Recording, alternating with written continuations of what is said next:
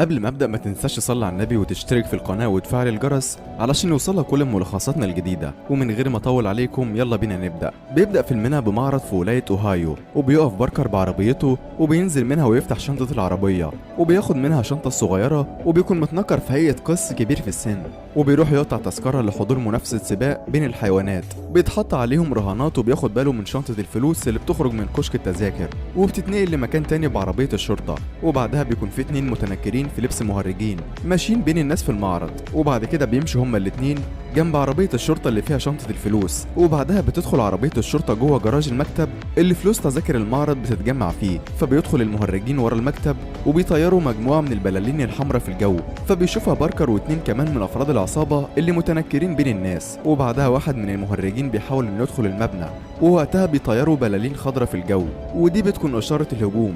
فبيروح باركر للمكتب وبيعمل نفسه بيسأل على حاجة، وفي نفس الوقت بيقدر زمايله الحرامية انهم يدخلوا من فتحة عملوها في أرضية المكتب الخشب، وبيهددوا اللي موجودين في المكتب بمسدساتهم.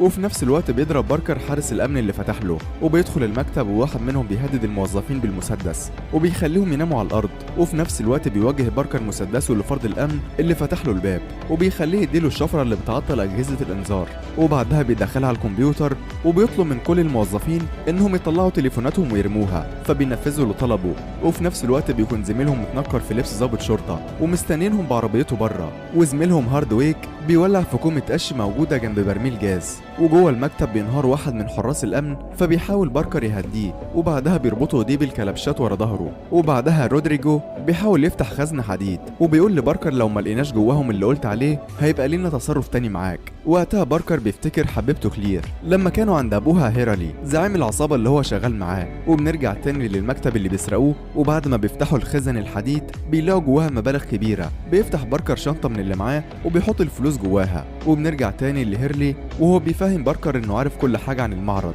من واحد صاحبه شغال هناك بقاله 8 سنين، واللي قال له ان مكتب تجميع الفلوس في المعرض بيكون فيهم السبت والحد من مليون ل 2 مليون دولار. وبعدها بيشاور له على 4 رجالة وبيقول له ان دول رجالته وانهم هيكونوا معاه في عملية السرقة. ولما بيشوف باركر رودريجو مع رجالة هيرلي بيقول له انت تعرف الراجل ده كويس؟ فبيقول له انه شغال معاه من 20 سنة، وبيفهمه انه عرفه ان الرئيس بتاع العملية دي هيكون هو باركر، وكلكم هتنفذوا اوامره. وبنرجع تاني للمعرض وبنشوف النار بتوصل للبنزين، فبيحصل انفجار والمكان كله بيولع. وهنا باركر واللي معاه بيستعدوا علشان يسيبوا المكتب، وزميلهم اللي سايق العربيه بيروح لهم عند باب المكتب. وساعتها باركر بيقلع لبس القس وبيمشي وراهم بعربيته، وبعدها بيتقابلوا كلهم في المكان اللي اتفقوا عليه. وقتها باركر بيتنرفز على هاردويك اللي ما التزمش بالخطه وخلى النار توصل للناس، وبيضربوا. بعدها بيوصل بقيه الرجاله فبيحطوا شنط الفلوس في عربيه تانية وبيركبوا كلهم العربيه وبيطلعوا بيها. وفي الطريق بيعرف رودريجو وباركر ان خطته هي اللي نجحت العمليه، لكن الفلوس لما تتوزع عليهم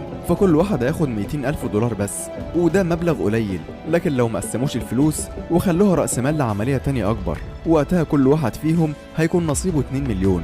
لكن باركر بيرفض، وساعتها بيعرفوا رودريجو انه لو وافق هيكون نصيبه من العملية الجديدة شنطة مليانة ألماس، لكن بيصمم على موقفه. فبيفهموا ان العملية اللي جاية فلوسها كتير وهتكون سهلة لان ليهم واحد شغال في المكان اللي هيسرقوه. ولما بيصمم على الرفض بيبص السواق لروز اللي قاعد على الكنبه اللي ورا مع باركر، فبيمسك بندقيته. وساعتها رودريجو بيعرف باركر انه محتاج الفلوس كلها علشان العمليه اللي جايه، وبيساله لو كنت مكاني دلوقتي كنت هتعمل ايه؟ فبيقول له حاجه من الاتنين، يا تسلمني فلوسي يا تقتلني لو قدرت. وهنا السواق بيقفل ابواب العربيه من عنده، وبعدها بيمسك مسدسه وروز بيرفع بندقيته على باركر. ووقتها باركر بيضرب هاردويك اللي قاعد جنبه وبيحاول ياخد البندقيه من روز، وبيضرب منها رصاصة بتيجي في ودن السواق. وساعتها ما بيقدرش يتحكم في العربية، فبيمسك رودريجو دريكسيون وبيحاول يخلي العربية ما تتقلبش. فبتخرج العربية عن الطريق وبتكون قريبة من انها تخبط في شجرة، لكن رودريجو بيقدر يتفاداها وبيرجع العربية على الطريق تاني. وبعدها بيلف وبيضرب باركر رصاصتين، فبينط باركر من شباك العربية. وبعد كده بيقدر رودريجو يوقف العربية، فبيفضلوا يتخانقوا مع بعض شوية. وبعدها رودريجو بيطلب من هاردويك انه ياخد المسدس ويروح يخلص على باركر، ولما بيرفض بيقول له لو ما خلصتش عليه مش هتكون معانا في العملية الجديدة. فبياخد منه المسدس وبيروح لباركر اللي بيكون بين الحياة والموت، وبيضربه رصاصة وبعدها بيزقه برجله وبيوقعه في بركة مية موجودة جنب الطريق، وبيجري على العربية وبيطلع بيها. وبعدها بيتم استجواب حارس الأمن اللي باركر اتكلم معاه، ولما بيسأله عن شكل القس بيقول لهم انه ما قدرش يبص له كويس من الخوف. وبعد كده بتكون عيلة من المزارعين ماشيين بعربيتهم على الطريق، فبيشوفوا باركر مرمي في البركة وجسمه كله دم، فبيقفوا لما بيتأكدوا انه لسه حي بيشيلوه وبياخدوه معاهم في العربية وبينقلوه على المستشفى. وبعد كام يوم بيفوق باركر فبيلاقي نفسه في أوضة في المستشفى، وبيعرف من التلفزيون ان في واحد مات من الحريق اللي حصل في المعرض، وان الشرطة لسه ما قبضتش على الحرامية. ولما بيحاول يقوم بيقول له الراجل اللي معاه في الأوضة إنه كان مضروب بالرصاص والحركة غلط عليه، وبيعرفه إنه هيطلب له الممرضة، فبيقول له ما تطلبش حد. ولما بيسأله إحنا فين بيعرفه إنهم في ولاية كنتاكي. وقتها بيبص باركر من شباك الأوضة فبيشوف عربيات الشرطة بتقف قدام المستشفى، ولما بيدخل الممرض للأوضة بيفقده وعيه وبيلبس هدوم وبياخد الراجل اللي معاه في الأوضة على كرسي متحرك ناحية باب المستشفى، وبعدها بياخد عربية إسعاف من قدام المستشفى وبيمشي وبيقف على جنب وبيدي لنفسه مسكن، وساعتها بيفتكر كل اللي حصل له. وبعدها بيروح يقف قدام فندق على الطريق وبيدخل أوضة، وبعد ما بيغير هدومه بيسرق عربية وبيطلع بيها، وبعدها بيروح يهدد واحد بالسلاح وبيصيبه في رجله وبياخده وبيدخل لمكان شغله وبيسرق منه هو وصاحبه شنطة مليانة فلوس، وبيطلع يسرق عربية، وبعدها بيمشي على نفس الخطة اللي كان حاططها مع عصابة هيرلي، وبيروح للراجل اللي كان المفروض انه هيطلع لهم الورق المزور اللي هيمشي بيه بعد عملية السرقة، فبيديله فلوس وبيطلب منه يطلع له بطاقة مزورة. وبعدها بيتصل بهيرلي وبيعرفه ان رجالته حاولوا يقتلوه، وبيسألوا عن رودريجو لكنه بيفهمه ان هاردويك يبقى ابن اخو المجرم الخطير اللي اسمه دانزنجر، وبيعرفوا ان اخو هاردويك عنده 5 حانات في شارع بوربون. بيقول له عرفه ان من طرف دانزنجر، فبيقول له استنى وبيروح يبلغه، وهنا بيضربوا باركر بطفاية الحريق على راسه، وبعدها بيدخل يضرب بوبي واللي معاه، وبعدها بيحط كرسي على رقبته وبيسأله على مكان اخوه، فبيرفض يقول له. وقتها باركر بيفهمه ان هو وواحد اسمه رودريجو سرقوا منه فلوسه، ولما بيزود الضغط بالكرسي على رقبته بيقول له ان اخوه في فلوريدا وتحديدا في شاطئ النخيل. وساعتها واحد من رجالة بوبي بيدخل وبيضرب نار على باركر لكنه بيقدر يهرب منه، وبعدها بيتصل بهيرلي وبيطلب منه ياخد بنته ويسافر في اي مكان. وفي شاطئ النخيل في فلوريدا وفي بيت من البيوت هناك بتصحى ليزلي اللي بتشتغل موظفة في شركة عقارات في أوضة نومها في شقة أمها اللي بتفضل تضايق فيها قبل ما تروح الشغل لكنها بتسيبها وتخرج، وفي نفس الوقت بتستعد العصابة لعملية السرقة اللي هيقوموا بيها. فبيجي اتصال لهاردويك من أخوه بيعرفوا فيه إن باركر حي وعرف مكانهم، ولما بيبلغ العصابة بيتنرفز رودريجو عليه وبيحاول يقتله، لكن زمايله بيعرفوه إنهم يقدروا يعملوا العملية ب4 لكن مستحيل يعملوها ب3، فبيتراجع عن قتله وبيطلب منه يتصل بعمه رانزنجر ويطلب منه يبعت قاتل محترف علشان يخلص على باركر. وبعدها هاردلي بيكون في بيت بنته كلير بعد ما حكى ليها على اللي حصل، وبيطلب منها تجهز شنطتها لانهم هيسافروا في خلال 10 دقايق، وبيقول لها انه هيروح يجيب مراته ويرجع لها.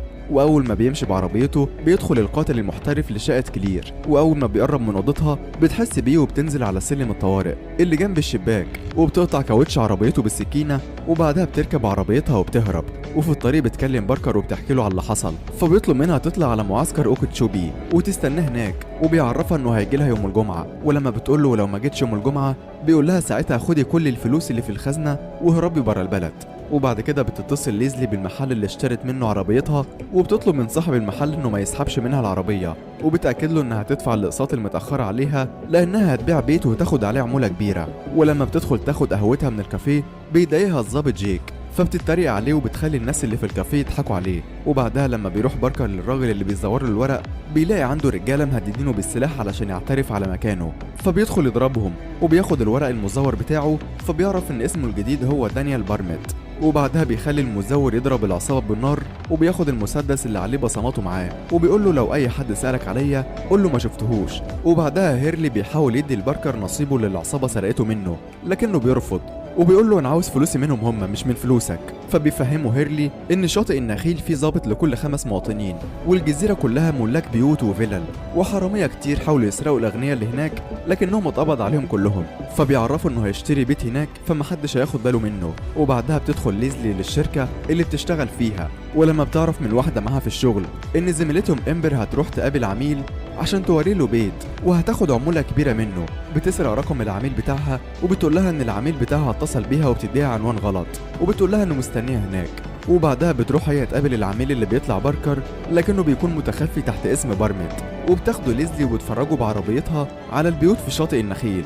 وبيتكلموا مع بعض شويه عن املاك بارمت، وبعدها بيقول لها انه هيعدي عليها بكره الصبح في مكتبها عشان تفرجوا على البيوت الفاضيه. وبعدها بيروح لكلير مراته اللي بتقول له انها خايفه عليه، خصوصا ان اللي جالها البيت كان قاتل محترف مش حرامي، فبيعرفها انه ما كانش هيقتلها لكن كان هيحاول يعرف منها مكانه. وبيقول لها لو عاوزه تسيبي كل حاجه وتهربي مش هلومك، فبتفهمه انها عاوزاه هو، وبتطلب منه يخلي باله من نفسه. وتاني يوم بتاخده ليزلي تفرجوا على فيلا فخمه، وبتساله انت متجوز؟ فبيقول لها ان مراته ماتت. وبعدها بيعرف منها انها كانت متجوزه بس اتطلقت من سنه لما اكتشفت انه بيخدعها، وكان بيوهمها انه غني لكنه طلع مأجر عربيته وكان مديون وهرب مع واحده تانيه وسابها هي تسدد ديونه. وبعدها بتركب معاه العربيه وبتوري له البيوت اللي اتباعت عن طريق شركتها، ومن ضمن البيوت دي بتشاور له على بيت وبتقول له ان زميلتها بعته لعميل اسمه رودريجو ب1,000,000 دولار. وبعدها بيفضل يحكي لها عن نفسه وبيقول لها انه من كولورادو وابوه وامه بيشتغلوا في البترول، ولما بيرجعوا الشركه بتديله الكارت بتاعها، ولما بتطلب منه انه يخرج معاها بالليل بيعرفها انه مش فاضي. ولما بيرجع للفندق اللي عايش فيه بيطبق الكارت بتاعها وبيرميه على الترابيزه. وفي نفس الوقت بتعمل ليزلي سيرش على اسمه، فبتعرف ان مفيش ليه وجود غير من شهرين بس. ووقتها بيجي لها اميل بيعرفها انهم هياخدوا عربيتها لانها ما دفعتش الاقساط اللي عليها. وفي نفس اليوم بالليل بيروح باركر للبيت اللي فيه العصابه، وبيقدر يدخل البيت وبيخبي مسدسين، واحد بيلزقه تحت الترابيزه والتاني بيخبيه في المطبخ وبيبوظ لهم مسدساتهم. وبعدها بيخرج من البيت فبيلاقي ليزلي مستنياه في عربيته وبتقول له ان عارفه ان اسمه الحقيقي مش بيرمنت لانه ما كانش ليه وجود غير من شهرين بس. ده غير انه ما كانش مهتم باي بيت هي فرجته عليه، لكنه كان مهتم ببيت رودريجو اللي لما عملت بحث عنه عرفت ان هو كمان مش موجود غير من 6 شهور بس. فبياخدها للشركه بتاعتها وهناك بتقول له انها ما عندهاش بيت وقاعده مع امها وعندها ديون كتير، وبتطلب منه لو عاوز يقتلها يقتلها دلوقتي، وبتعرفه انها ممكن تساعده لانها عارفه كل حته في شاطئ النخيل. فبيقول لها افكر وبيسيبها ويمشي. وتاني يوم الصبح باركر بيراقب رودريجو فبيشوفه وهو بيدي فلوس لواحد، وساعتها بيفتكر كلامه لما قال له انه يعرف حد في المكان اللي هيسرقوه هيسهل لهم السرقه. وبعدها بيتصل بليزلي وبيعدي عليها بعربيته وبياخدها معاه الفندق وبيفهمها انه مش هيجاوب على اي سؤال هتساله له. وبعدها بيقول لها ان رودريجو سرق منه حاجه وانه هنا مع عصابته علشان يسرقوا مجوهرات، وبيفهمها ان المجوهرات دي مش هتقل عن 50 أو 70 مليون دولار. فبتقوله انت بتهزر صح؟ عاوزين يسرقوا مجوهرات السيده كليندون، صحابك دول يا هيتقتلوا يا هيتحبسوا. وبتحاول تسيبه وتمشي لكنه بيمنعها وبيطلب منها تساعده. وبعدها بتركب معاه العربيه وبتعرفه ان مريم كليندون كانت السيدة الأولى في شاطئ النخيل، ولما ماتت سابت كل ممتلكاتها لتطوير شاطئ النخيل. وبتعرفه إن مجوهراتها هتتباع النهارده بالليل في المزاد، وبتفهمه إن ثمن المجوهرات بتاعتها 75 مليون دولار. وبتفرجوا على أملاك مريم اللي بتكون فيلل كتير وقاعات رقص وملاعب جولف. ولما بيقفوا قدام القصر بتاعها بيطلب منها الأمن إنهم يبعدوا عن المكان، فبيتحركوا بالعربية. وفي نفس الوقت رودريجو واللي معاه بيقدروا يدخلوا القصر اللي هتتعرض فيه المجوهرات مع العمال اللي بيجهزوا الحفلة بالليل، وبيسهل لهم الموظف اللي معاهم الدخول وبيوديهم للقابو اللي بيحطوا فيه معداتهم. وقتها ليزلي بتسأل باركر إذا كان اتسجن قبل كده، فبيقول لها لأ. ولما بتسأله إذا كان بيحس بتأنيب الضمير بعد السرقة بيقول لها إن كل الناس بتسرق، بس فيهم اللي بيعترف وبيواجه نفسه وفي اللي مش بيعترف. وبعدها بيقفوا عند قابو القصر اللي هيتعمل فيه المزاد، فبيشوف باركر رودريجو هناك وبعدها بيرجع ليزلي لشغلها. ولما بيرجع الفندق بيهاجموا القاتل المحترف وبيدخلوا مع بعض في قتال شرس، فبيقدر القاتل إنه يصيب باركر لكنه بيقدر يتغلب عليه بعدها. وبيمشي باركر ناحية البلكونة فبيتفاجئ إن القاتل المحترف لسه عايش وبيهاجمه بخنجر، فبيدخل الخنجر في ايد باركر وبعدها بينط هو والقاتل من البلكونه، فبيمسك باركر في سور البلكونه. وبعدها القاتل بيقع من على ارتفاع عالي جدا وبيموت. وتاني يوم الصبح بيتفاجئ ليزلي بالظابط جايك على الباب، ولما بتساله ايه اللي جابك هنا بيدخل البيت وبيسالها على بارميت وبيعرفها انه اتخانق مع واحد في اوضته وبعدها رماه من البلكونه ومات. وبتكتشف ليزلي وهي بتكلمه دم في حوض البلكونه وعلى الارض. وبعدها بتشوف بارميت وهو متصاب ومستخبي من جيك، فبترجع لجيك تاني وبتفهمه انها متعرفش عنه حاجه. واول ما بيخرج بترجع لباركر اللي بيديها رقم تليفون وبيقول لها اطلبي الرقم ده من تليفون عمومي وبعدها روحي شغلك، فبتنفذ اللي طلبه منها. ولما بتروح الشغل بتتفرج على فيديو للراجل اللي وقع من بلكونه اوضه باركر. ولما بترجع للبيت بعدها بتلاقي كلير هناك بتخيط لباركر الجرح. ولما بتعرف من باركر انه هينفذ عمليته النهارده بتقول له انت مصاب كده هتموت، وبتحاول تخلي كلير تقنعه بانه ما ينفذش العمليه، لكنها بتعرفها انه طالما حط حاجه في دماغه يبقى هينفذها. وبعدها بتسلم عليه وبتسيبهم وتمشي. فبيطلب منها باركر انها ترجع لشغلها لان الضابط اكيد هيراقبها علشان يوصل له. وفي نفس اليوم بالليل رودريجو واللي معاه بيتنكروا في لبس رجاله المطافي وبيستنوا قريب من القصر، وفي نفس الوقت بيكون هاردويك على يخت في البحر. وقبل ما يبتدي المزاد على المجوهرات بتشتغل معدات العصابه وبتحصل انفجارات في القاعه والناس كلها بتصرخ، فبيتم اخلاء القاعه. واول ما بيشوف هاردويك الانفجار عن بعد بيتصل برودريجو وبيطلب منهم يبداوا تنفيذ الخطه. فبيدخلوا القاعه على انهم اطفائيين وبيسرقوا المجوهرات وبيخرجوا. وفي نفس الوقت بتقرب شرطه المسطحات من هاردويك وبيطلبوا منه يوقف اللانش بتاعه لان الميه هنا ملكيه خاصه. وفي الوقت اللي شرطه المسطحات فيه مشغوله مع هاردويك بتهرب العصابه من البحر وبيكون باركر مستنيهم، فبيدخل البيت قبلهم. وفي نفس الوقت بتجري ليزلي على بيت رودريجو، ولما بتوصل العصابه للبيت بيستخبى باركر وساعتها بيطلعوا كل المجوهرات اللي سرقوها وبيتفرجوا عليها. وفي نفس الوقت بتكون ليزلي بتتفرج عليهم من الشباك، فبيشوفها هاردويك وبيهددها بمسدسه وبيدخلها البيت وبيعرفهم انها كانت بتتفرج عليهم من ورا الشباك. وبعدها هاردويك بيضربها وبيسالها عن مكان باركر، فبتقول له معرفش. ولما بتقع على الارض بتشوف المسدس اللي باركر مثبته تحت الترابيزه. وبعد كده رودريجو بيطلب من بقيه العصابه انهم يدوروا على باركر في البيت، ولما بيطلع روز يدور عليه بيقدر باركر انه يقتله. وبعد كده بيتحرش واحد من العصابه بليزلي، فبتاخد المسدس اللي متثبت تحت الترابيزه وبتقتله. وفي نفس الوقت بيقدر رودريجو انه يشوف باركر فبيهاجمه، لكن باركر بيقدر يقتله. وساعتها هاردويك بياخد ليزلي كرهينه وبيفهم باركر انه ممكن ياخد المجوهرات ويقسموها بينهم، لكن باركر بيرفض. وساعتها بيحاول هاردويك انه يضرب ليزلي بالنار لكن المسدس ما بيشتغلش، وهنا بيضربه باركر بالنار وبيقتله. وبعد كده بياخد المجوهرات وبيخرج هو وليزلي من البيت، وفي العربيه بيطلب منها تخبي شنطه المجوهرات في فتحه التهويه في مكتبها في الشغل، وهو هيبعت حد ياخدهم وبيعرفها انه هيبعت لها نصيبها في شحنة البريد. وبعد 6 شهور باركر بيروح للدانزنجر في مكتبه وبيقتله، وبعد سنة بيوصل لليزلي نصيبها في طرد. ومن هنا بينتهي فيلمنا النهارده.